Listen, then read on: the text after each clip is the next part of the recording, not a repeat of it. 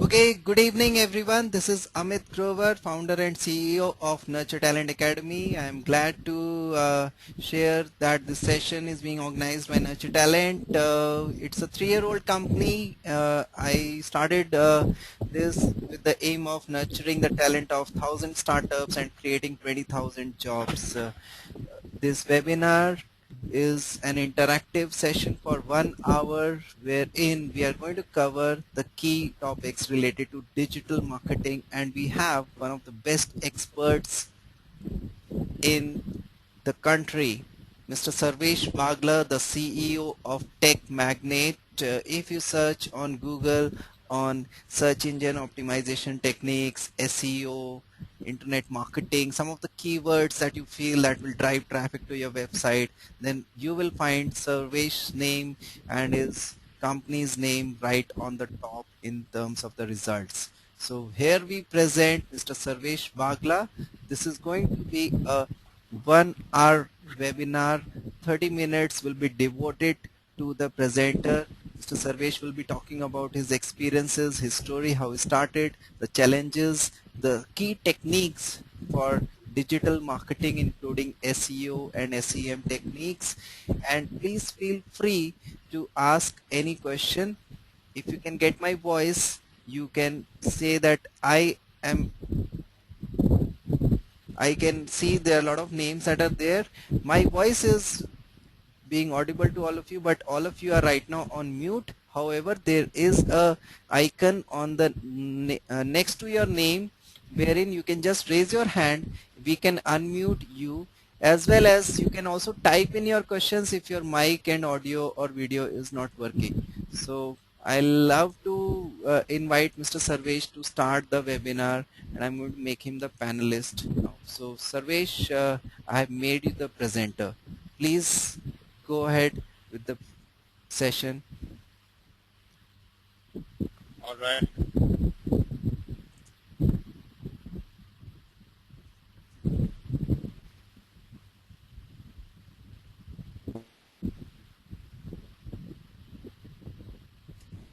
Hi, everybody, and thank you, Amit, for the introduction. So today I'm going to be talking about digital marketing. It's a high-level discussion. I'm going to be giving you an introduction. It's not very detailed, and I've been told that a lot of you are young entrepreneurs and looking at doing startups in the near future. So I'm going to try and tailor some of the content accordingly. Also want to let you know that my team is going to be live tweeting this event, so you can use the hashtag TM Digital on Twitter to follow that as well. Right. So digital marketing can broadly be classified into 5 services. There's search optimization, social media marketing, paid ads, or PPC ads. It's also called SEM, as in search engine marketing. There's email marketing and analytics. So while typically digital can be classified into these services, today the lines are graying. And in our perspective, digital marketing has now evolved and become an ecosystem.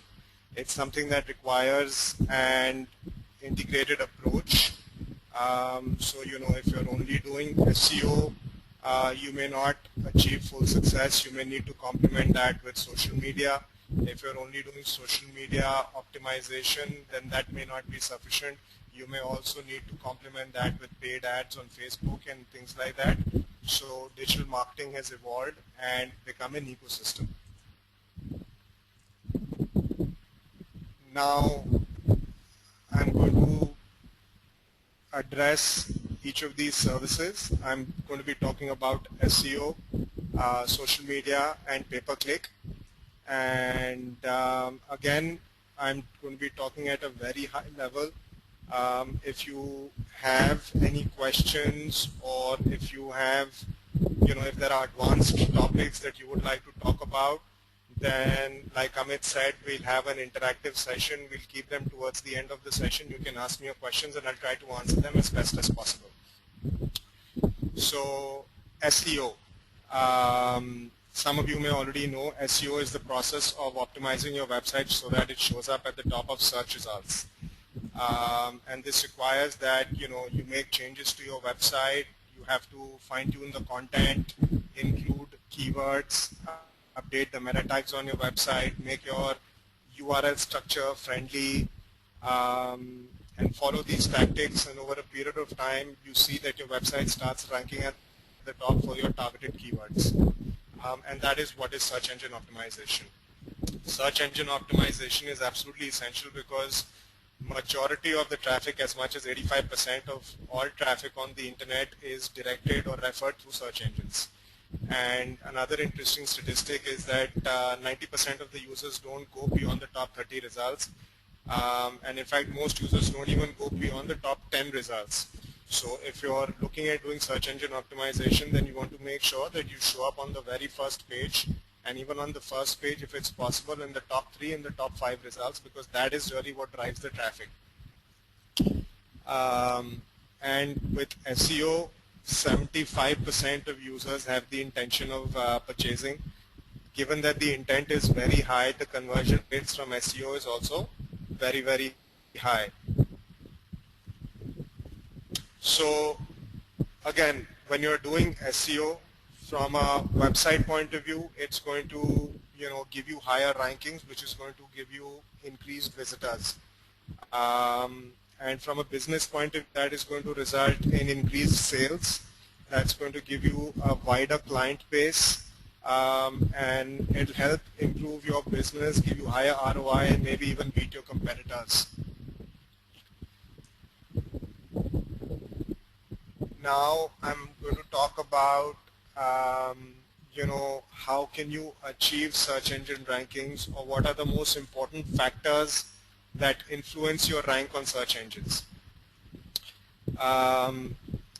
Meta tags are one of the most important factors for determining search engine rankings. There's meta title, meta description. These are two meta tags that have to be updated on your website at a minimum. It's important that you create unique meta tags for each target page. After meta tags, there's website and URL structure. So Google requires that your website be easy to navigate. Your users should be able to get from one page to the next very easily. If they've reached an internal page on the website, they should be able to go back. You should be looking to add breadcrumbs on your website, and your URLs must be friendly to read. When your URLs show up in the search results, a lot of times there are a lot of question marks, parameters, and things like that. And by reading the URL structure, it's not easy to tell what the page talks about. But if instead your URL is search engine friendly, then your users are more likely to click on it, and therefore Google is going to give you more weightage if your URL structure is search engine friendly. Content is another very important factor that determines search engine rankings. Some of you might be aware that a lot of Google algorithms have been updated recently. In those updates, Google has constantly been saying that they want to see unique and keyword-rich content on websites. They want users to, develop content which is relevant to the products and services that they're trying to sell on their website, and they want that the content be freshly updated. They want content to be frequently updated. So when you start doing search engine optimization, you may create good content one time, but that is not sufficient.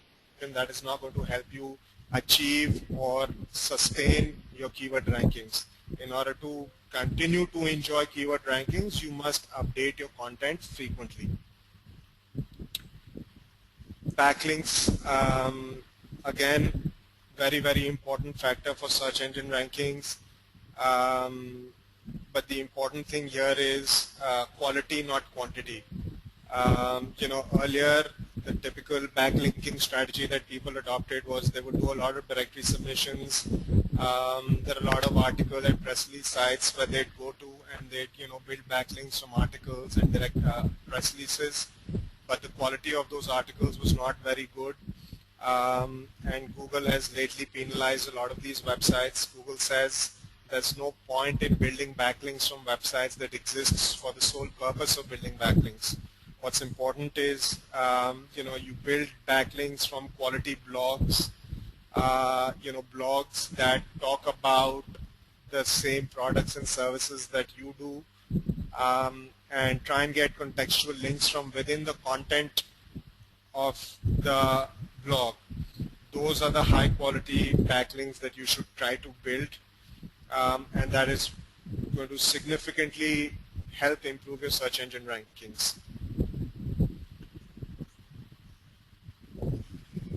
Now, like I was saying at the beginning, in addition, digital marketing is now an ecosystem. It requires an integrated approach. So now social media is also having a large influence on your search engine rankings. If you are creating content, Google wants you to share that content on social media. If your content becomes popular in that it gets a lot of likes or retweets or social mentions, then Google can see that the engagement level for that content is very high. And that's an indication to Google that people like the content that you're developing, and that is really, really useful in search and for delivering search engine rankings as well. And Google Plus is becoming very important as well. So if your content has been liked and shared on Google Plus, that is something that Google can pick up on very, very quickly, and is definitely impacting search engine rankings now. Site speed is another important factor. So again, Google is saying that you have to make sure that you optimize the performance of your website so that the pages are loading quickly. If your site is slow to load, then users are not likely to have a very good experience. You will most likely experience a very high bounce rate, and you certainly want to avoid that. So site speed is an important factor. There are a number of things that can be done to improve site speed, but that gets a little technical. If you want to understand that, we'll talk about that later.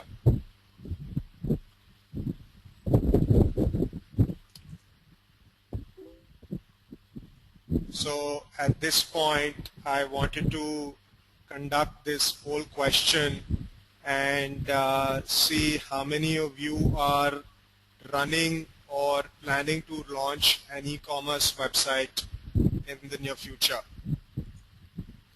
Yes, all of the audience have got a poll in front of them. Please quickly select one of the answers. How many of you are running or planning to launch an e-commerce site?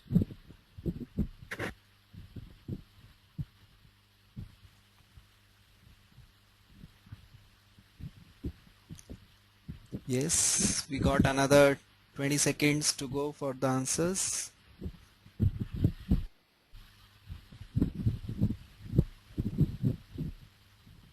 Okay, all of you have given your answers.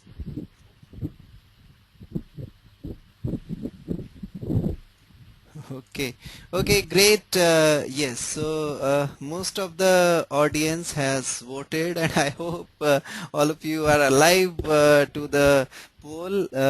Yes, so we have one more person left to vote.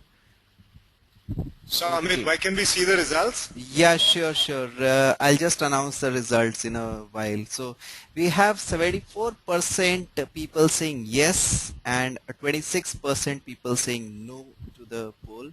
So out of the audience, we have clearly the majority of the people are running or planning to launch an e-commerce site. So about 74% of the audience members are planning to run or plan launch an e-commerce site. Yes. Okay, so I'm very happy to hear that, because I have a slide which is talking specifically about e-commerce SEO. So I'll jump straight to that, and I'll give you some search engine optimization tips and tricks for e-commerce. I think that will be very useful for the audience. Sure. At this point of time, Sarvesh, can we take a couple of questions from our audience? Yes, absolutely. Sure. So one of the question is from Diana. She asks, I've seen a lot of websites with no keyword in URL or content ranking within top 5 of Google. How does that happen if these parameters are so important? So, yes, we've seen that in the recent past. Google has updated a lot of its algorithms. So Google is giving weightage to a number of other factors like your, like I said, your brand value can play a really large role. Your influence on social media can play a significant role on your search engine ranking. So, if you are if you have a large social following, on Twitter, on Facebook, and you're talking about those topics, then also it's very likely, or there's a good chance that your website may rank at the top, even if your website is not being actively optimized for those keywords. Okay. So so brand and social media, those are two important influencers. Sure. We have another question coming up from Rajesh. Rajesh, I will unmute you. You can speak your query, please. Rajesh Kumar, please go ahead.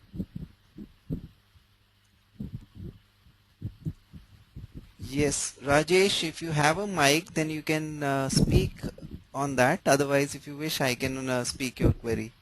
Or I can also unmute Praveen Samaria. Praveen, if you can speak, I can unmute you. Yeah, basically my question is, if we have, let's say I'm repeating some keyword again and again and again in my content while it is making no sense in it. For example, let's say my keyword is marketing and I'm writing anything but in between I'm keep on writing marketing, let's say 50 times. Will it help in ranking up? It will help in getting your website banned. It won't help otherwise. So no, it's not a good idea to do that at all. The search engines are very, very intelligent. They are picking up on all these tactics, and Google has been coming out with a lot of updates. There is a Google Penguin update, Google Panda update, and they have been, basically penalizing websites which have very poor quality content or which have, poor quality backlinks that they have built in the past. They are penalizing all such websites. So, Google is saying we want have keyword-rich content, but please make the content relevant. Please make sure that the content actually adds value to the reader. Even if you're able to pull in the traffic by adding marketing to your content 50 times, what will happen is when the user comes, they will not like the content and they will bounce from your website. And Google will be able to track the bounce rate on your website, and over a period of time, your website will definitely get affected and it will drop your ranking and it will replace your website with another website which has better quality content on it. Thank you. Okay, great. So we have another of our friend Sahil Sahil Verma. I am going to unmute you now. Sahil, you can please ask your query.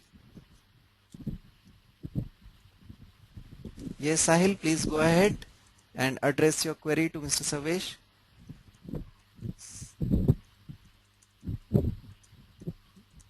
Yes, Sahil Verma. Okay, Sahil may not be having the mic with him. Sahil has a question. Which language do you prefer while creating scripts for e-commerce websites? HTML, CSS, JavaScript, Ajax, PHP, and MySQL. Which language do you prefer? Sorry, Amit, can you repeat the question? The question is, which language do you prefer while creating scripts for e-commerce website? For more effective SEO, which language is preferred? See, there is no preferred language, in the eyes of the search engine. However, PHP is preferred these days because, one, it is open source.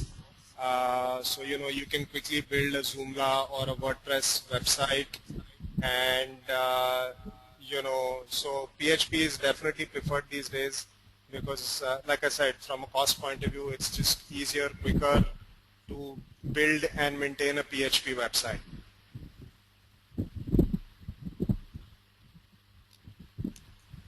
Okay, great.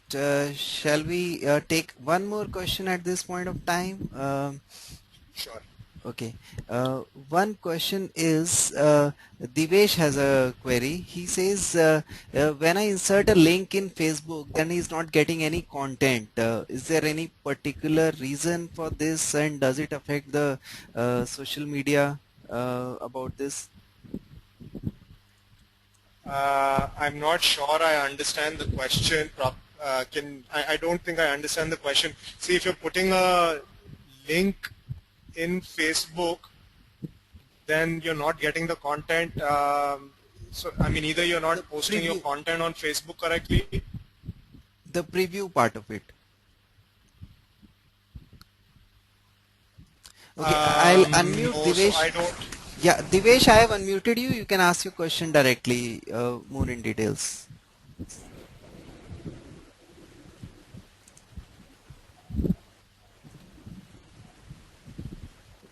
I guess Divesh is not online, so or he may not have the mic. Uh, okay, so maybe we can address this query later. Sarvesh, we can continue with the webinar and take up the next few slides before coming back to the Q&A. Sure. Okay. So, like I said, given that majority of the audience is looking to launch an e-commerce website, we'll jump straight into, SEO tips for e-commerce. So, lately in India, there's been a boom in e-commerce.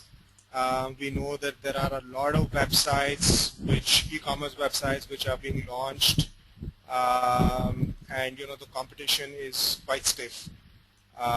So if you want your website to stand out, if you want your website to rank quickly, then these are some very, very effective tips that you must follow. First and foremost, you should look at developing unique product descriptions.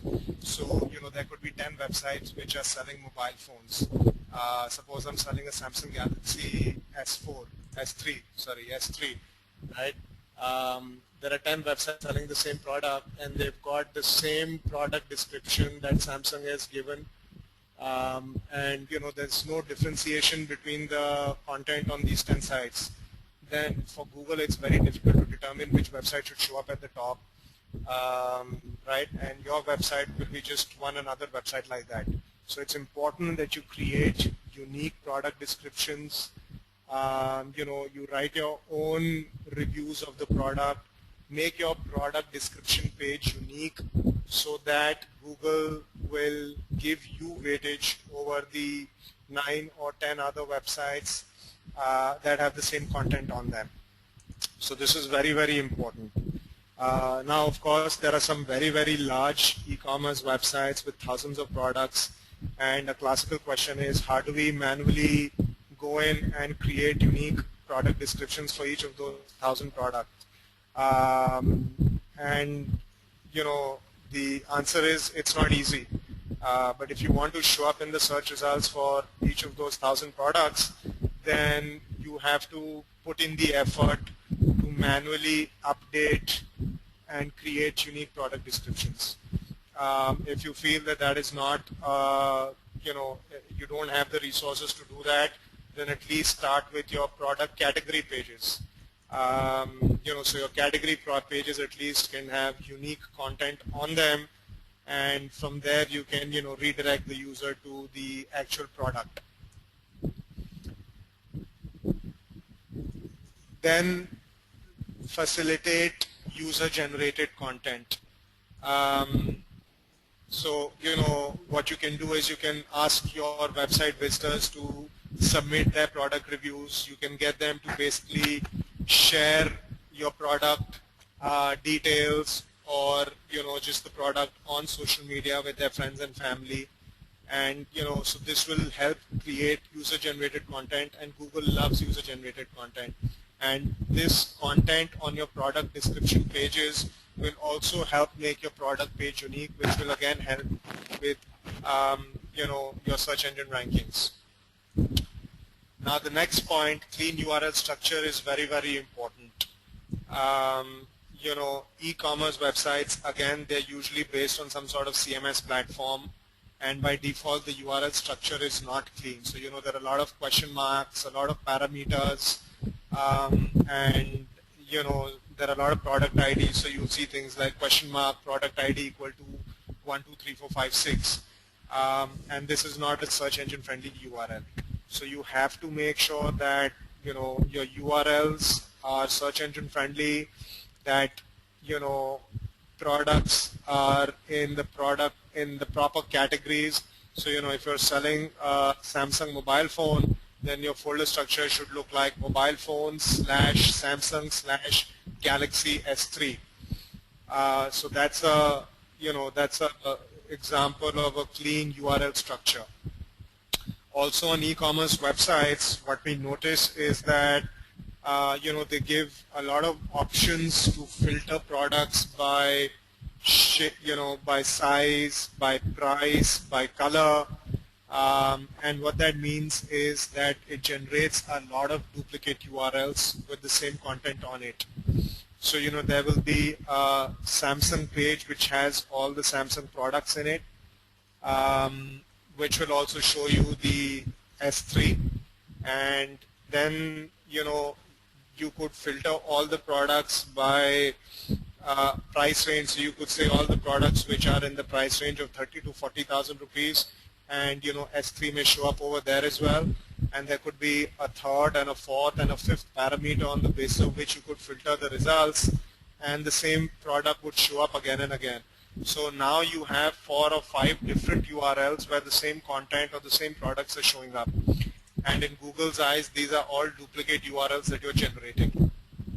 So it's very, very important that you handle your duplicate URLs intelligently, so that Google is able to index your content, yet it doesn't index duplicate URLs. So very, very important that this be done intelligently. Now, even in my previous slide, I spoke about creating content, making sure that it is content rich, keyword rich, and that you update it on a frequent basis.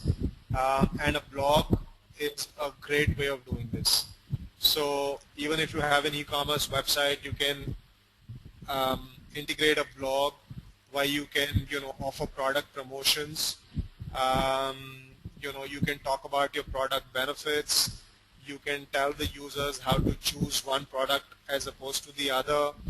You can give recommendations on accessories that users can buy along with the main product. So you can give tips on how you should maintain the product, keep it clean. So all this content will help you create backlinks pointing back to the main product page. You'll be creating and providing useful information which will help establish that you know about your products that you're selling, and it'll just help build credibility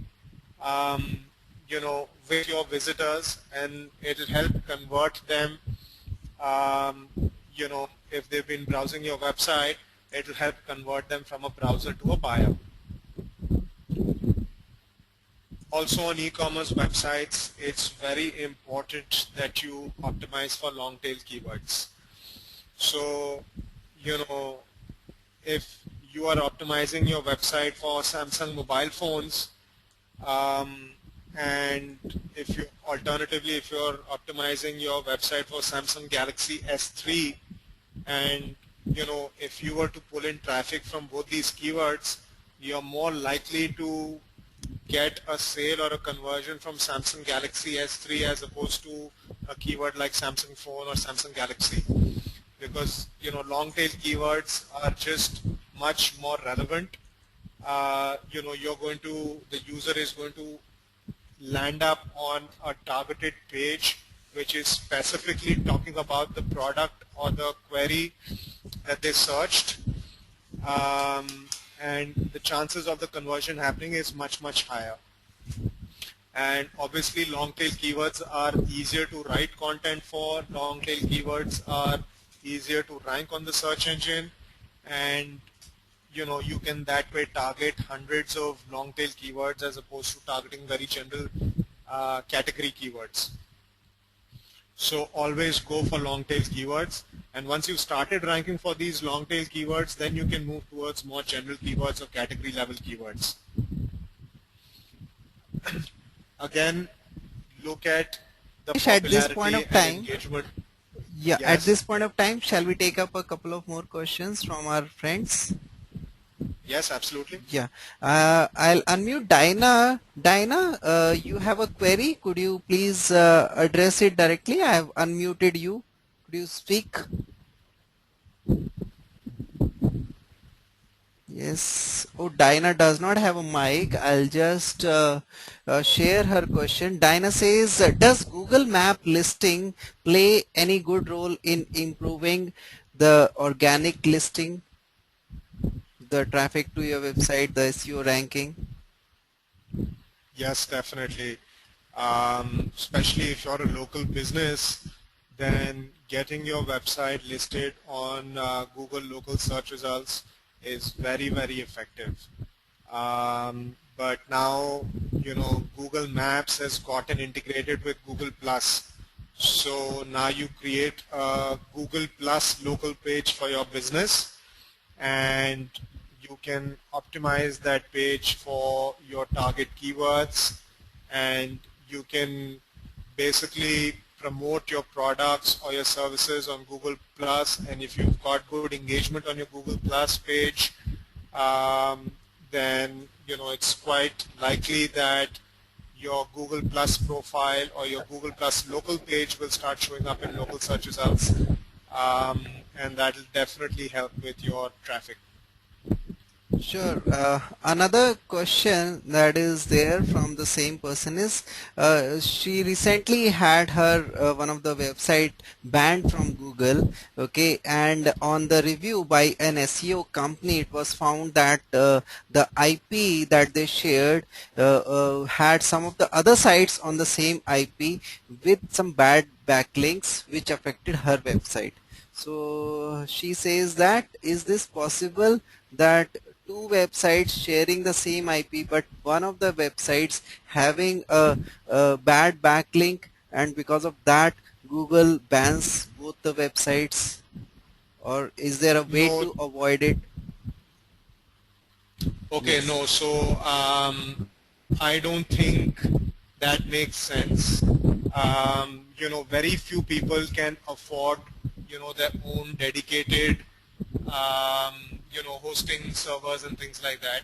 So most people have their websites on shared, servers. So just because one website is got bad quality links on it, or is a low quality website, that does not mean that Google will,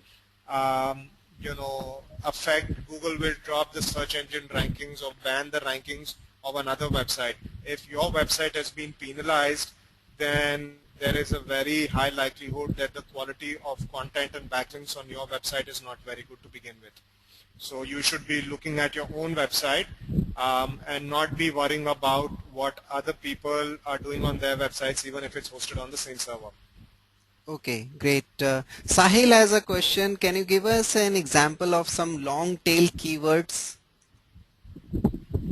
Sure. Okay. So a long tail keyword is basically any keyword which is, say, 3 to 6 keywords in length. So for example, Tech Magnet is an SEO company, right? So SEO company, I would say, is a short tail keyword for us. But if I were to search and optimize my website for top SEO company in India, that is a long tail keyword. So top SEO company in India has 5 words in the phrase, and this 5-word phrase is a long tail keyword for me. Okay. So depending upon the business or the niche you're in, you could have, short tail keywords and you can have long tail keywords.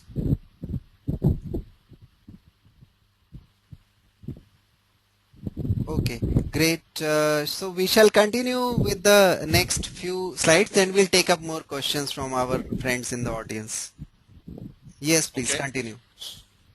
So with, e-commerce, after you optimize for long tail keywords, I said, make sure that the engagement levels are high. We already spoke about that. You want popularity on Google Plus, engagement on Google Plus and other social media websites. And last but not the least, optimize for mobile browsing, because the number of searches on mobile websites is increasing daily. We've also noticed that when people are searching on mobile websites, their intent is more serious, and therefore if your website is optimized for mobile, then that is another way of pulling in traffic, and even the competition in mobile is less, so you can quickly optimize your websites for mobile browsing and get some added advantage over there. Now, moving on to my next slide, I just wanted to talk about doing SEO for Joomla and WordPress sites. I think somebody also asked a question about this, whether we should use PHP or some other language for building websites and doing SEO. So, in our experience as an SEO company, we see that a lot of people are doing SEO on Joomla and WordPress websites because these are open source CMS systems. It is very easy to set up a website on Joomla and WordPress, and it's very cost effective as well. But if you're working with one of these websites, then here are some optimization tips, right? So Joomla and WordPress by default, the site performance is not very good. That means that the installation is pretty large, that they're not very fast, and a few things need to be done to speed them up. And speed is very, very critical for search engine rankings these days. I already explained that to you on an earlier slide. If your website is slow to load, then that means the users will not have a good experience. That means you will have high bounce rates, and that means Google will replace yours with a fast loading website on the search engine results pages. So site speed, site performance is very, very important. So if you're running a Joomla or a WordPress websites, you want to optimize your website so that when the page is loading, the minimum number of HTTP requests are sent out to load the page, and you want to make sure that your file size is as small as possible so that it takes up the less bandwidth and it loads quickly. When a web page is downloading, there's the HTML page, there are CSS files, there's JavaScript files, there are images that get downloaded. So it's important that you minimize the number and the size of these files so that your web page loads quickly. With WordPress and Joomla, a lot of different design templates are available. Some of them are very, very fancy, but it is recommended that you stick to a template which is simple, which is focusing on content, and which is not very heavy on images. Also with Joomla and WordPress, we see that a lot of people go ahead and install plugins. There are a lot of plugins available for SEO, for different purposes. Because they're freely available, people just go in and they're playing around with them. They go and install these plugins, but they don't realize that whenever they're adding plugins, it increases the file size and it increases the page load time. So it is very important that you uninstall any plugin or any component that you're not actively using. And even if you're actively using some plugin or component, it is very important to see how it's affecting your site performance. Is it really worth having the plugin, or is it possible to replace the plugin with another plugin which has better performance? So these are things that even SEO companies sometimes don't understand, and they choose the wrong plugins for their clients. And this is something very, very important. This is something that one must pay attention to. So it's important that if you're building a Joomla or a WordPress-based CMS website or a Joomla or WordPress-based e-commerce website, that you ask your developer these questions, you ask your SEO company these questions. gzip compression is another trick which can be utilized to compress your pages. It'll help speed up your websites when it loads on the browser. Search engine friendly URLs. This I've already spoken about in my previous slides. By default, if you install a Joomla or a WordPress website, the URLs are not search engine friendly. There are many components available for SEF URLs. So use one of those components, make your search engine friendly URLs. But again, realize and understand that that has an impact in terms of site performance. So utilize a plugin which is not going to slow down your speed too much. Some of the other issues that we discussed with e-commerce websites are also applicable to your Joomla and WordPress. For example, URL parameters. Again, there are a lot of URL parameters that show up. You need to make sure that duplicate URLs are being blocked. You need to make sure that only the relevant URLs are showing up, because otherwise, if you have duplicate URLs within your own website, again, there is a possibility that Google might penalize you.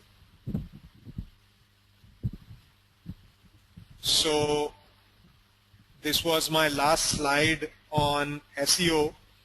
If there are any more questions with respect to SEO, we can take it up right now. I think there's one very relevant question from Neeraj. Neeraj says, how does one safeguard content on their site from plagiarism? Are there any tools available? Yes, that is a very good question. There are 2 or 3 tools. One most popular website is called Copyscape. So what you can do is, you can use Copyscape to see if anybody has copied the content on your website. Unfortunately, you cannot stop people from copying your website or your content. What you can do is, once you find out that they've copied your content, you can report them to Google, or otherwise you can raise a DMCA notice. DMCA stands for Digital Millennium Copyrights Act. Now this is a global copyright act which was passed, which basically allows you to, create a DMCA takedown notice on a website which has copied your content. So if you can find out who has copied your content and where the website is hosted, you can create a DMCA takedown notice and send an email to the hosting company saying that they are hosting a website which has copied your copyright or trademark content, and therefore they should take down the website. If your request is a legitimate one, then the hosting company is required by law to take down the website which has copied your content.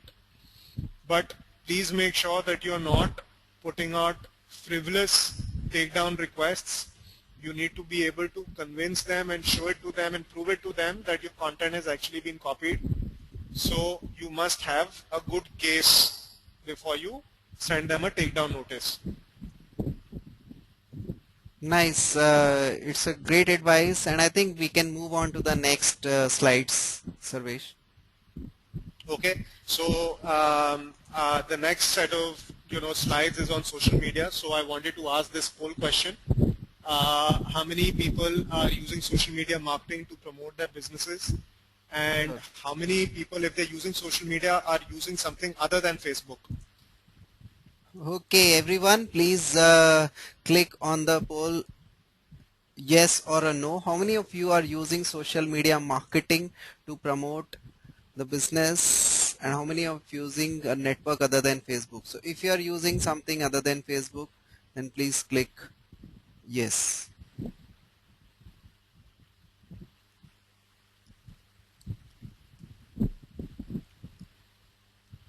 I guess this poll has two questions, so I would suggest answer the first question first. How many of you are using social media marketing to promote the business?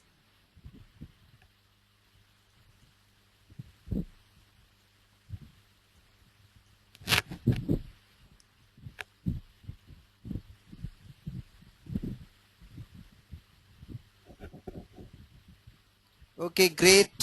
So from the audience poll, 80% people say yes and 21%, sorry, 20% people say no. So it's completely skewed towards usage of social media marketing. So a majority of the audience says that they do use social media marketing. Okay, so that's good to know. That people are using social media because it's becoming a very important form of marketing today. But the critical question is how they're using social media. Everybody is talking about Facebook, Twitter, LinkedIn, and people are now scrambling to add other social media channels like Foursquare and Pinterest and Instagram. But are these even relevant to your business? That is the critical question to be asked. So in our opinion, don't just do social media for the heck of doing social media. If you really want to do social media, if you wanted to have a genuine impact on your business, if you wanted to achieve some sort of objective, then you have to follow a very, very planned approach. And if you wanted to work, then, according to us, you need to follow these 5 steps. The first step is you need to listen and observe what your audience is doing. You need to understand first what your audience is or who your audience is. What they are saying, what are their likes, dislikes, what are they interested in, where do they spend most of their time. Once you understand this, then it comes to planning, and you have to understand that social media takes a lot of time and effort to build communities, and implementing your social media strategy also takes time. So again, to my point, don't just jump into social media. First, identify whether you have the resources available to do social media. Do you have the resources that can create valuable, engaging content on a regular basis? So you put out one post on Facebook or one post on Twitter every week. That is not going to help social media. You can claim that yes, you are doing social media marketing, but it's really not effective. So only if you are able to actively create, post, and engage your audience, then only take up social media. Third step, strategize. So ask yourself, do you even need social media marketing? And if you think you do, then what is it that you want to achieve through social media? What is it that you want to do? Are you looking to create awareness for your brand? Are you trying to establish trust with your customers? Are you trying to, service customers through social media? It's very important to define your objectives and then plan a strategy accordingly. And, fourth, you want to be able to measure your performance indicators. So what are your performance indicators? Are you looking at a certain number of followers? Are you saying that, we will respond to customer queries within 15 minutes? So define what your KPIs are. And please understand that your KPIs are going to differ according to the platform. So LinkedIn, Twitter, Facebook are very different platforms, and they're very different dynamics. They allow you different things to do on the network. So, your performance indicators have to be different. Facebook allows you to like things, Twitter allows you to retweet, LinkedIn allows you to recommend. So you have to understand the differences between them and then choose your social media platform accordingly. And you need to be able to monitor and measure your performance of the network, of the campaign. And you have to monitor, you have to analyze what is working, what is not working, and repeat the things that are working, do more of the things that are working. And that's the way you have to basically improve your social media campaigns. And while you're chasing performance indicators like number of followers and things like that, what is very, very important is the engagement rate. So it doesn't matter if you have only 100 followers on your Facebook page, but when you put out some post or content, if 30, 40 out of those 100 people are actually liking or commenting on your post or content, then that means you've got very good engagement rate. But if you've got 10,000 fans and when you put out content, not even 5 people like the content and not even 5 people are responding to the content, then that means you have very, very poor engagement rate on your Facebook page. So engagement rate is the most essential objective or the most essential performance indicator in social media. And if you're taking up social media, then look at improving your engagement rates and don't chase the numbers. If the engagement rate is good, the numbers will come automatically. And last but not the least, incorporate paid ads in social media. So, a lot of you might be in startup phase and you may have budget constraints and you might be thinking that, I can manage social media on my own, or, we'll grow our social media profiles organically. But, in our experience, we've seen that that doesn't always work very effectively because, again, creating content on social media, creating engaging content on social media takes time and effort, and to do it day in, day out, week in, week out, takes a lot of time and effort. So if you are creating or putting in a lot of effort to create engaging content and you only have, say, 500 people on your Facebook page, you're not likely to get too much response, right? You would much rather invest a little bit of money in doing paid ads, growing your Facebook fan base to, say, 5,000, 10,000 fans, and then if you put in the effort in creating the content, you will see much higher engagement rate. You will see that more people are liking and commenting on your content, and your return on investment will be substantially higher. So this is something that we've learned the hard way, and this is something that we recommend to all our clients. Invest a little bit of money to run paid ads on social media, especially on Facebook. Get your community up to a size where there are 7,000, 8,000, 9,000 fans. Once you've got 7 to 10,000 fans on your Facebook page, you can start doing paid ads, and your community will continue to grow organically. And any content you post on your profile, you will see very good engagement rates. So, keep these 5 points in mind if you're doing social media marketing.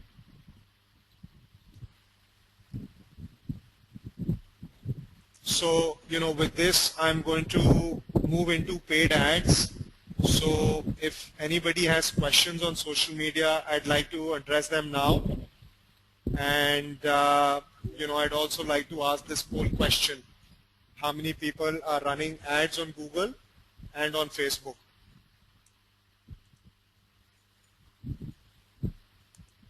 Sure. So all of the audience, please take a look at the poll.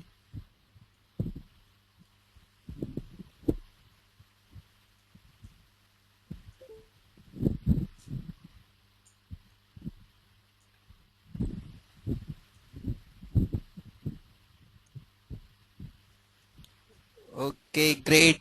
So I'll just give 5 more seconds for this. So the poll results are out. 30% users say both, and interestingly, 50% say none, and Okay. 15% have chosen Facebook, and 5% have chosen Google. So very surprised to see 50% of the people do not run the ads on Google and Facebook. Okay. So, all right. So if I understand that correctly, very few people are running ads on Google and Facebook. And out of the people who are running ads, majority of them are running ads on Facebook and fewer are running ads on Google, right? Yes. So, you know, pay-per-click ads, while they're expensive, they can be very, very effective. When you are a startup, then, people are looking for funding, budgets are always tight, and therefore it's possible that you may not have the budgets to run pay-per-click ads, which is fair. But, some things to keep in mind if you do decide to take up pay-per-click advertising, or if you're able to close a big round of funding, these tips might come in handy. So pay-per-click ads, essentially you pay per click, which means when you sponsor an ad, you only pay when somebody clicks on your ad.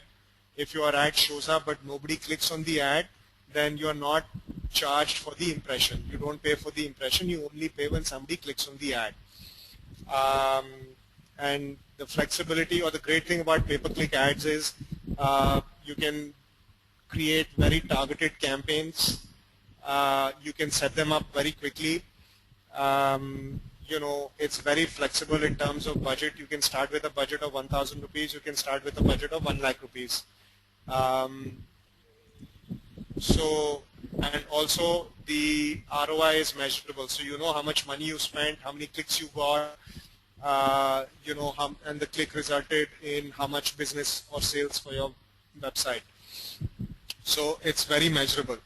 So, pay-per-click definitely has its value. So as a startup, you may be thinking of doing search engine optimization. Now, if you do pay-per-click ads for your target keywords, then you can, because, as soon as you start paying Google, your ads will start showing up and it'll start pulling in traffic. You can very quickly pilot and see which of your keywords is pulling in traffic, or which of your keywords on pay-per-click is actually leading to conversion. And by doing this pilot, you can actually select your keywords for SEO accordingly. So it's a great way of testing which keywords are working for your business and which keywords are not working. So in that sense, pay-per-click can be very, very effective. And if you are running a pay-per-click campaign, then here are some optimization secrets or tips which can help you improve your performance. Keyword tracking. So you must track each and every keyword that you're bidding on, and you must actively on a daily basis filter non-performing keywords to improve your click-through rates and your conversion rates. And the best way to monitor, you might be advertising or bidding on a lot of keywords, so the best way to do that is to make small campaigns with very well-defined ad groups. If your ad groups are well-defined, then you can measure you can compare the performance of one ad group versus the other, and you can measure the performance of one campaign versus the other, and you can effectively optimize your campaigns. Landing pages. This is something that people tend to ignore, but landing page optimization is very, very important and can have a significant impact on your conversion rates. Google has a concept of quality score. So basically Google says that every time you create an ad, it gives you a quality score, which basically, higher the quality score, that means you have a very high quality ad for the search query that the user is typed, and it also means that your landing page is very relevant to the search query. So if you have a good quality landing page, if you've created a good quality ad, then your quality score would be higher. Therefore, there is great value in optimizing your landing page and achieving a high quality score. With a high quality score, what Google will do is it will give you a higher ad position. So, if you are advertising for, say, Samsung Galaxy, there might be 10 e-commerce websites which are bidding for the same keyword, right? But if you have a higher quality score, then it is possible that you can get a higher position in Google even by bidding a lower price. So even with a lower CPC, but with a higher quality score, you can get a higher ad position on Google. So that is something very, very important you must keep in mind. Optimize your quality score, and the way to optimize your quality score is to optimize your ad copy and optimize your landing pages. So when you're writing ad copies, also focus on the benefits of your products and services and on the psychology. So, don't tell your users that so we have a client that manufactures UPVC doors and windows. So, we created ads for them where we were saying, buy monsoon-proof windows, buy monsoon-proof doors, and those ads were not performing very well. But, we realized that, customers, because the windows were leaking, it would basically, their carpets and furniture would get wet and the furniture would get spoiled. So, we changed the text on the ad copy a little bit to say, instead of saying monsoon-proof windows, we said, are your leaking windows spoiling your carpets and furniture? And by tweaking our ad copy a little bit, we saw that the click-through rates for the ad increased substantially. So you have to look at the psychology of your customer.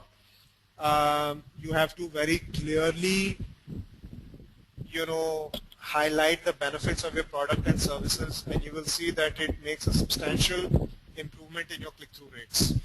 Yes, Sarvesh, we have another 5 to 10 minutes left. If we can quickly cover the essential parts, then we can move to the next points, okay?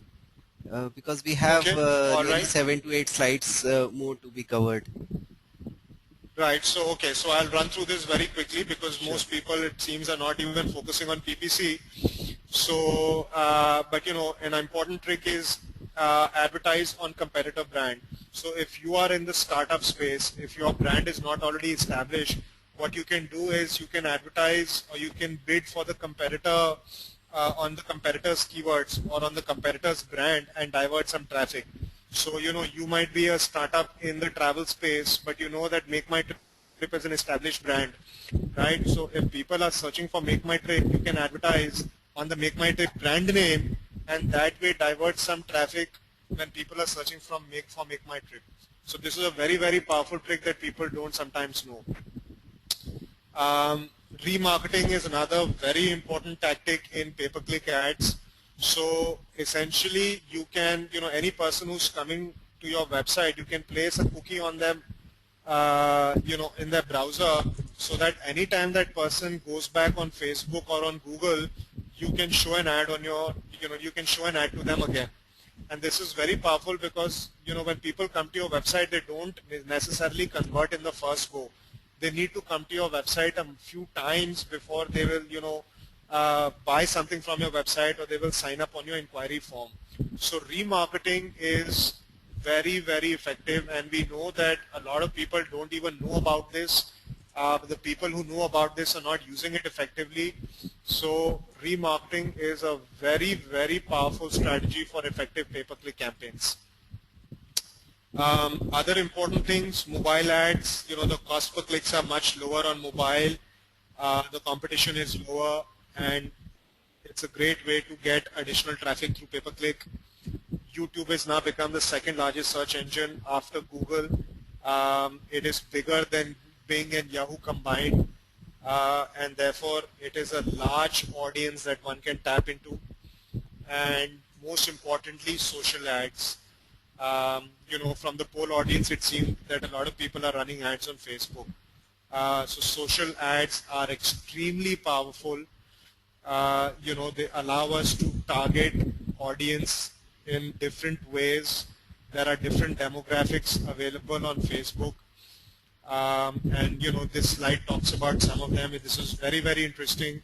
So for one of our clients, we wanted to target architects on Facebook. How do we do that? So we compiled a list of all architect schools in India, because people share their schools on Facebook. So people are very proud to say that I went to Modern School Vasant Vihar, or I went to this school of design, or I went to NIIT. So people share that information. So we compiled a list of all architect, interior design schools in India, and so we said that people who have liked this school or have this school on their profile and they're between the age group of 30 and 40, then we know that they are probably architects, and those are the people that we want to advertise to. So, this is not something that one can do with Google. So, Facebook, LinkedIn allows some very, very interesting ways of identifying audience, of using demographics to identify and target audience. At this point, Sarvesh, there's one question we'd like you to address. That is, does HTTP or HTTPS, does this difference impact SEO of a website? It can, no, it won't affect in terms of rankings. You just need to be careful that if you have an HTTPS website, then a lot of strategies that people utilize for link building. For example, people do a lot of social bookmarking, people do directory submissions and things like that. So some directory websites, some bookmarking websites don't allow you to share HTTPS websites. But from Google's point of view, Google does not differentiate between the two. As long as Google can crawl the content on an HTTPS website, it will rank that website just like it would rank an HTTP website. Sure. And one more question, very relevant here. Which is better to run, a remarketing campaign or a normal AdWords campaign? See, you cannot only run a remarketing campaign because, you need to build an audience so the way the remarketing works is you need to plant cookies in, the user's browser. So either you have to have a huge amount of organic traffic and direct traffic on your website on which, so you can plant cookies on those visitors so you can run a remarketing campaign. Otherwise, remarketing campaign basically requires volume. If you're not able to plant cookies, then you will not be able to do remarketing. So therefore, a remarketing campaign is usually more successful if you are running a normal campaign along with it. Sure. I think we can continue with the next parts. Okay. So, with this, I've addressed three most important pieces of digital marketing, which is SEO, social media, and paid ads. What ties in all of this is basically reporting and analytics. So Google Analytics is a very powerful and free to use analytics tool where you can measure the performance of all your digital campaigns. You can see how much traffic is coming to your website, on which page they are visiting, how much time they're spending on your website, how much time they're spending on which page. And this information is very useful, it is very powerful, because on the basis of this you can see which are the things which are working, which are the things that are not working, and on the basis of this you can then repeat the things that are working for you. So analytics is the most important part of digital marketing because you can track performance, you can measure ROI, and this is something that you cannot do easily with TV commercials, with radio ads, with print ads, and that is why new age digital is so popular, because everything can be tracked. So any digital campaign you undertake, please make sure that you monitor performance because budgets are always tight. You have to choose between different media to advertise on. So if you can track the performance of one campaign as opposed to the other, you know that one campaign has performed better, so you can allocate more money, more time, more energy, more resources in repeating that campaign. I have a short case study here, which I think I'll skip, and I'll move on to my next poll question here, which is how many people have prepared or in the process of preparing a digital media and marketing plan for 2013. Sure. So here comes the last poll question in front of all of your screens. How many of you need to prepare a digital media or marketing plan for 2013? Quickly choose yes or no as an answer. I would request all my friends who have not voted till now, please quickly choose your answer. The poll is in front of you on your screen. Okay, just one more second to go. Okay, great. So majority of them do need to prepare. Sarvesh, the 86% have said yes and 14% have said no to your question. Okay, great. So, you know, a lot of the audience today have startups, have you know, e-commerce websites, and they will obviously be looking at building or a digital media plan for, you know, this upcoming financial year. So what is very, very important to understand is the difference between the 2 or 3 different services that we talked about. One has to understand that SEO is very cost effective, but it takes a long time to start ranking for keywords, and especially for a large or a diverse set of keywords. Pay-per-click advertising is expensive, but it creates instant visibility and it gives you instant results. Social media, again, a lot of people said that they're already doing social media and they'll probably be investing in social media. Understand that social media can create visibility, but it only helps shape opinion. Social media is not going to get you conversions or return on investment, you know, in terms of, it's not going to likely to get you sales. So when you are planning your media plan or your, you know, budget for this year, please be very clear about your objectives.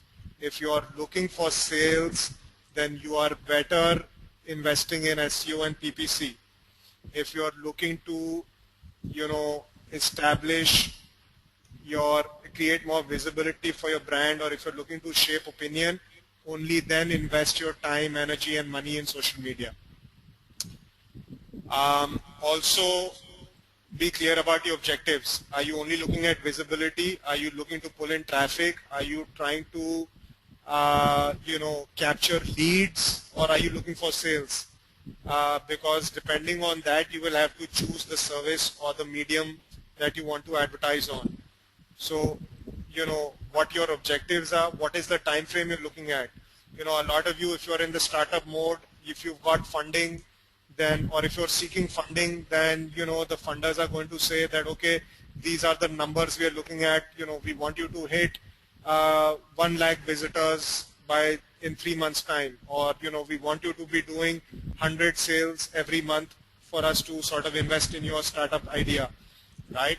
So what is the time frame that you're looking at, and what are the resources you have available, not only in terms of money, not only in terms of budget, but also in terms of you know, the actual team that you have at your hand. Do you have social media experts? Do you have in-house SEO experts? You know, so depending on all of these objectives, and, you know, so accordingly you should choose the digital media service. If you have the resources, then we recommend you choose a mix of SEO, PPC, and social media. PPC will quickly tell you what is working, what is not working. It will help you create instant visibility. SEO is a must for the long term, and social media, can definitely help shape opinion. And if you have the budgets for running paid ads on social media, then ads on Facebook and LinkedIn can be very, very powerful to complement whatever you're planning. So these are some quick pointers that I would like to just share with everybody. The next slide is a summary of everything I spoke about. But if people have any questions on preparing their digital plan for 2013, I'll be happy to answer them now. Sure. I like to unmute Gopal Krishnan at this stage. I think it has been a very interactive session, and I'll just take up maybe a couple of more questions. We have already exceeded time. Let us quickly address a couple of questions. Gopal, please go ahead with your question. Please speak now. Gopal Krishnan. Okay, Gopal has unmuted himself. Okay, so let us give a chance to Iswar. Iswar Naidu, would you like to speak your query at this point? Yes, Iswar Naidu, please address your question. Okay, sure. Sir, can you hear me? Yeah, we can hear you. Yes. Sir, okay. Sir, what is the difference between hosting a website with cloud platform or normal shared hosting? Is it does it show any difference in speed of our website? No, not really. I think if you are looking to speed up your website, then you should be looking at a content delivery network, not whether you host it on a cloud or on a regular hosting plan. That is not going to make much of a difference. Okay, great. So if anybody else in the audience has a question, please feel free. Neeraj Hirani, if you want to ask any query, I have unmuted you. Neeraj, would you like to ask any question?